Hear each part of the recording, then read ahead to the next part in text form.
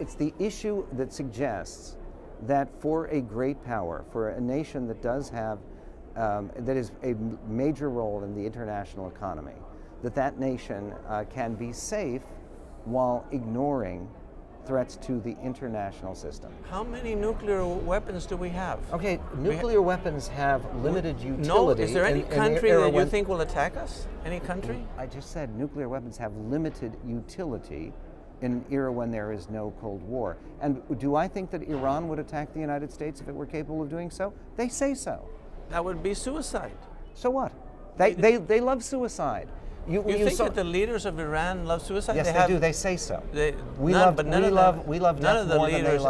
None of the leaders of Iran have ever committed suicide. No, they all enjoy their 4 wives. They send other young men who are misdirected and think they're going to end up with 7 virgins to suicide, but they don't commit suicide, not the leaders. Okay. So that would be like suicide. They don't even have a nuclear weapon, but if they had one, it couldn't reach us. And if you're wrong, by the way, about even Israel could destroy Iran easily. Yes, but you see, the point is they have 150 nuclear weapons. Deterrence does not work with rogue states and terrorist nations. It doesn't. And I'm sorry, did deterrence work on September 11th? Those were terrorists. That's not a nation. I'm sorry. Iran is a terrorist nation. It supports terrorist groups. Oh, they support terrorist nations. And it is a terrorist nation. But they don't go to war. They don't go to war with any country like even Israel. They're afraid of Israel because Israel would Israel wipe them out if they went to war with Israel? It depends on the kind of attack. Israel has 150 nuclear weapons. You don't know that. And it depends on the kind of attack.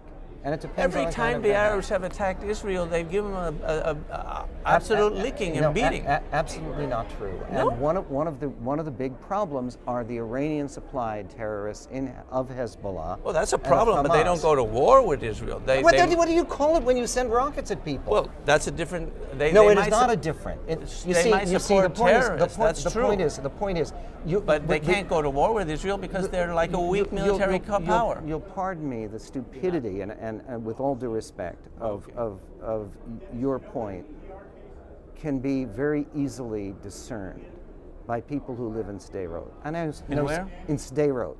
Sderot has been subjected to about 6,000 rocket attacks. Must be horrible, and I think. And by the way, I think Israel should defend themselves in every way that they can. And they do, but deterrence doesn't work. When you are dealing with suicidal, crazy people, deterrence does not work. Does it? Well, does it? Has Israel's deterrence, has Israel striking it doesn't an work Operation with terrorists. Cast Lead? It doesn't work with terrorists. Okay, so is Hamas? But it works. But it works with countries. Wait, then why does it not work? Because countries have a location and they have leadership. Hamas has locations and leadership. It hasn't stopped the rocket attacks, has it? Hamas is the only authority. It is recognized as a government by many nations in the world, and deterrence hasn't worked. Again, well, since we're discussing, I don't want to continue. No, I just want to ask you about something else. What is it you want to ask me? I want to ask you if you have a principle that you use to determine when to go to war and when not to. That is the most important issue on foreign policy, right? Our national interests are directly at stake. Do you have a principle that tells you when the national interests are at stake and when they aren't? You said, what do you mean? I just enunciated a principle. Yeah, but a principle is applied to different situations. Well, let me ask you, if a country has harbored terrorists that have attacked us, should we go to war with them? Should we like go in to war Afghanistan? If a country supports those terrorists, yes. They harbor them, they support them? Correct, yes. Then we should go to war with them? Yes.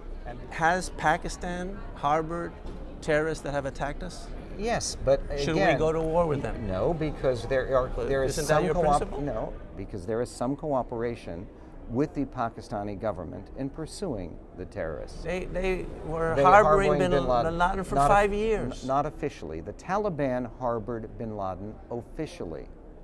And there is a world of difference. In other words, Pakistan as a nuclear It's more duplicitous. They pretended that they weren't harboring him, and they were. Yeah, but see, and then they prosecuted the doctor that gave him up. Okay. Right? I don't understand. No, I'm trying because I'm trying to see how that principle would apply. I have limited time. Would apply to? I have limited time for this. Okay. I don't really understand what the focus of your interview is. In this case, we're talking about foreign policy. Why?